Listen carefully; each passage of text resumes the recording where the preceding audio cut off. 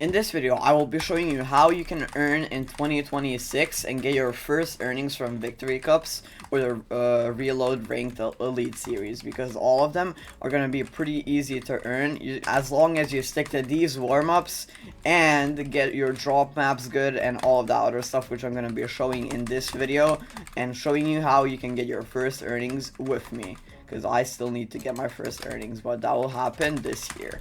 Okay, so first step is go to Raider 464's practice map, and go into free build. This is gonna be your daily routine. I will leave at the end of the video. I'll just put a picture of the routine so you can just see what we did. So that's just personal preference. You put on 120 speed, set the timer on, and just do your warm up.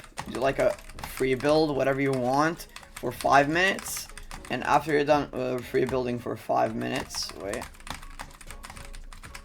on 120 speed, you go to 100 speed and then free build for 5 minutes as well here. After your free build for 5 minutes, you're gonna feel a little slower and you're gonna be able to free build faster than you actually were a moment ago. And you do this every day and just stay consistent. Do this every single day because it's just like 10 minutes. And then after that, go to comp, go to edit training, remove these two. I mean, you can leave them, but personally I just have these two and I have static. If you're good enough, you can do moving, but I prefer static for the moment. And just do 100 of these. Yes, it's not that hard, but when you get used to it, your muscle memory when you're playing the game will definitely always just have your crosshair placement amazing for this. So after you're done 100 of those, you're gonna go back here, you're gonna go to comp, and then this is, if you want, you can do beast control tunnels, pre-fire practice, peak training, or any of these. But personally, always have the timer on, by the way, I skip those because I just free build and stuff, and then I go into the aim section. Okay, so after you've come to the aim section, so this, I'm gonna show you really quickly what is my warm-up routine. So instead of doing like 50 of these, I found out, because it would take me about an hour and a half to do all of this, maybe even a bit less, like an hour, and I found out it's just burning me out too much. So I'm gonna do from now 2 minutes of reaction flicks, 2 minutes of side jump shots, 2 minutes of headshot practice. Okay, and then after close bounce, I go do close tracking and close fast tracking. That one as an accent. Then I do axis training and glider training and some surge tags and bounce training and air ball. So let me show you how all of them look. All of them, I do them for 2 minutes. So I go up here, I set the timer, go like this, and just bang, bang, bang, bang, bang, bang, bang. I'm actually like ass at this. That's why I even practice it. But this is like very good. So when you're box fighting someone, you will definitely build your muscle memory just to only shoot when he's on your head or like close to his head. Okay, basically. Okay, so that's that. And then after that, what do we have? We have the side jump shots, which are also very important. Keep in mind. So let me go over here. Side jump shots. Bang. Bang. Bang. Bang. 6, 7, bang, bang, and just like that. And so this just helps you practice. This only lasts like 20 minutes, which is not even that long when you think about it, because if you're gonna play like 3 hours a day, it's barely any of your playtime. It's just like your warm-up, and your aim gets so much better. And aim is like one of the most important stuff in this game. Can be even more important than mechanics, honestly. Also, when doing this, the close bounce, I recommend using a mammoth pistol, but you can also use other stuff. But just like this is what builds your, like, example. Let me, holy, okay. You can only like get a single shot off, you know, or like a couple. You can definitely get a couple shots, but maybe if you, okay. I mean, an AR is also pretty usable, but I just prefer the mammoth pistol because you're still tracking them, right? So example, if you're using an AR, you'll do the same, but just while you're spraying. So it gets up to the same point. And then after that, we have close, long tracking. This you have to use an AR. I mean, you can also use a shotgun, but not many points of it. So you just follow him like this and spray. And this is not that hard, but it is pretty somewhat, I don't know. And then close fast tracking, you also use an AR.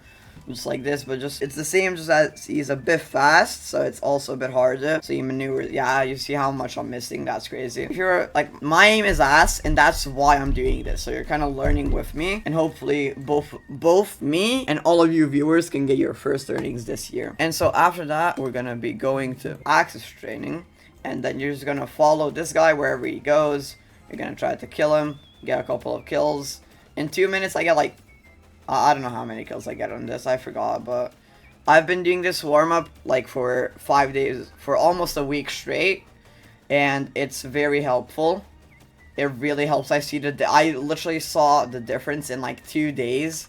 2 days I saw the difference. And then we go to glider tracking. I'm ass at this. This is like very ass of me. Wait. Holy. I mean, I actually got the kill. Wait, that's actually good. This is pretty simple, but it's super good. And then after that, we go to surge tags. I usually use a mammoth for this and just go for the headshots like this, or just like that. But you can also use like an enforcer, or honestly any AR, because surge tags are gonna be used with whatever gun you have. So you can just like shoot like that as well. But like, yeah. And then let's go over here. And for the last two stuff, I'm gonna do bounce training. This is very hard when you just begin, because like when I first began, I was doing so bad at this. But I couldn't even get 1 kill in like 3 minutes. Wait. But now I can get some kills. Wait. Yeah, okay, I ran out of mouse space. Anyways, doesn't matter. Can I get out? And then for the last thing, you're gonna go to airbot, and then you're just gonna do this and follow him. And you do all of this just for 2 minutes. Every of these are 2 minutes. So that ends up to like 20, 22 minutes, 24. And the improvement you're gonna see. Okay, so you just saw how I was doing right there. So let me show you how I was like a good bit, like 5 days before. Okay, so I'm filming this on Monday, and this was Monday, so exactly a week ago. Look how bad I am. Look at this. Look how many shots I'm missing. That's crazy. And it's just down there. And I'm not even hitting shots up in the air. And you saw earlier I was hitting those. And then this I should not even talk about, man. This is diabolical. This is just sad. Then we go to access. This was, I was like okay on this, but he was getting out of my like reach 2 minutes. Like, what is that, man? What is this? And I was actually trying here. This was me a week ago actually trying myself to get good shots, and it just didn't work out. Oh, and glider training, we should not talk about that. Just look at this. Holy crap, I was ass cheeks. What am I doing?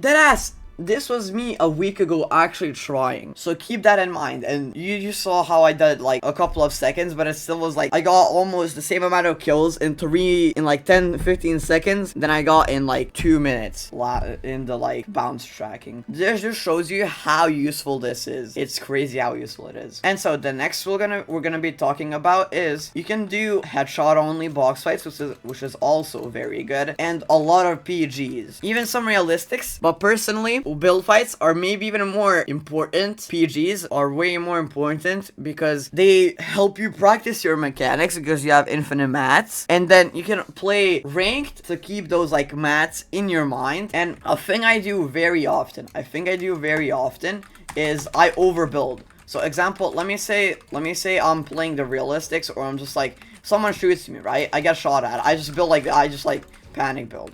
But what you should be doing is when you get shot at, you should just box up like this. You see, I overbuilt one there. This, I mean, depends, was that, you know? But point is, I do overbuild a lot, and that's a big problem, because if you overbuild, you're gonna be wasting mats way more, and only one build could mean the victory or the lose. So you have to just try as much as you can to not overbuild. And not like when you get shot, you just do like, you just like spin your camera and spam. You just gotta, example, I'm getting shot at right now, right? Boom, one box up. See, it's not as fast, but it doesn't have to be fast if he's shooting you from one side. So you just gotta like bam. But if you're getting shots from multiple sides, then if you're getting shot there, there, and there, then you can someone just like do this. And my internet went out. Okay, so if you get shot from afar, from like multiple sides, you can just like go up here and just spam builds a little bit, but try to not over spam them and just build boxes and build like these. And a thing I didn't know till like a minute ago, not a minute ago, but like a month ago, is when you're getting, let's say these kids are boxed up in metal, right? I'm gonna make metal boxes, and they're spraying you and your teammate, or just you. You're in this box, right? They're spraying you, and you're just holding your walls. You should always edit and build another box in front. And just because that stops them from spraying that much, because you can then maneuver back, and then you have 3 boxes. And then there's just like the time it takes to break all of these, even if it's wood, it's crazy. Like I cannot get to shoot you yet, and only now I can shoot you if you weren't even holding anything else. So that's one of those good tips you need to be doing. Okay, so next thing that's very important is drop maps. Because getting a better drop means you can pretty much win off spawn every single time. Every single time. So let me show you some drop maps I have and I got from wave drop maps. There's servers in which you can, like, I use Rio free drop maps and Wave free drop maps, but there's probably more, but I prefer those two because I have everything I need. So this is like one of our low-key spawns. I like these spawns are so good, it's crazy. So this spot in general is very contested, usually when I'm playing ranked. I don't know how it is in the tournaments yet, but...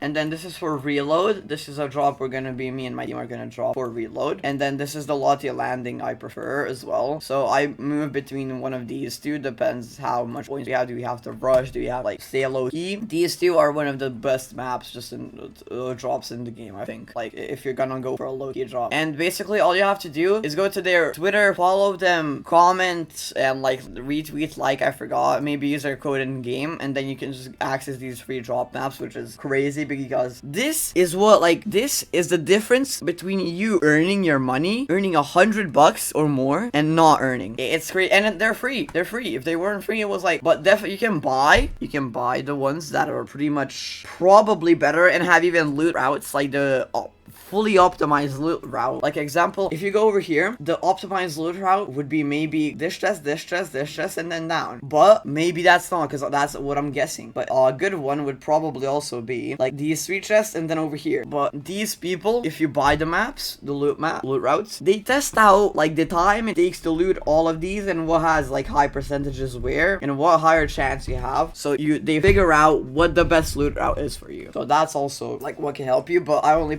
would only do that after you've earned like 1k or something like that, which is crap.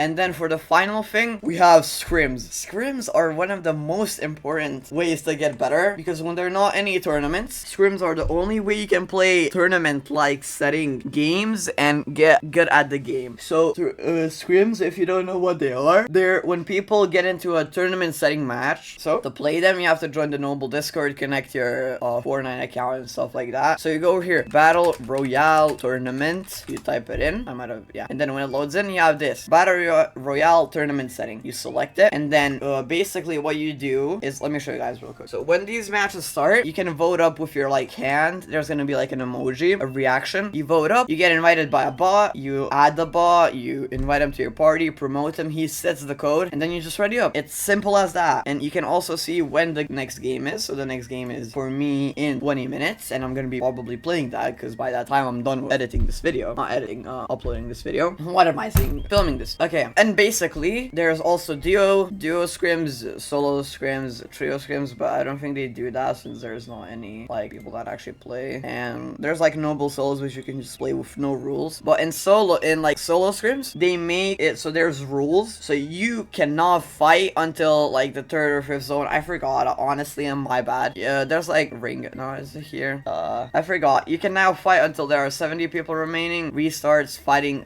so when 5th zone appears or storm surge appears. Do not Do not fight when the count goes up from 70 after a reboot and stuff like that. There's like rules over here you can just check out. 80, yeah, it's 80 now, but so that would be it. And you just play a lot of these with your duo, play a lot of solos, play a lot of duos. Yeah, like if you want to earn in these duo victory cups, you have to find a duo that's gonna play consistently, that wants to grind as much as you. He has to have the will and the power to grind the game as much as he can if he really wants those earnings. And also, do not care about your rank. Your rank does not matter at all. Your rank in this rank system is completely doesn't matter, because you can the bots in Unreal is crazy. How people get to Unreal. People just land, camp, and get to Unreal eventually. But the point of rank is just to get as much fighting as possible. This is why Reload is pretty good, because it's so fighting packed, but it's still ranked, so it gives you like somewhat of dopamine when you win. When you get a win, you get somewhat of like, oh yes, okay, that feels very nice, you know. And that would be it for this video. Just what I'm gonna tell you: use rank for W keying and just practicing your fights. And when you're playing cups, don't be a wuss and just camp, because if you do that, you're just gonna get bad. You're not gonna get good. You're not gonna get good camping. You have to, in your first couple of games at least, full fight, just like W key. Don't do fights like if you're 100 HP, no shield. Do not fight. There's no sense. First, find some loot, get like shielded up, and then fight. Get like okay mats and fight. Like that ass. It's not that hard. And people in tournaments at the first games are usually so ass. So that's gonna be it for this video, guys. Good luck in your earnings. See you in some cups. Let me know if I kill you. And yeah, that's gonna be for me today. Peace.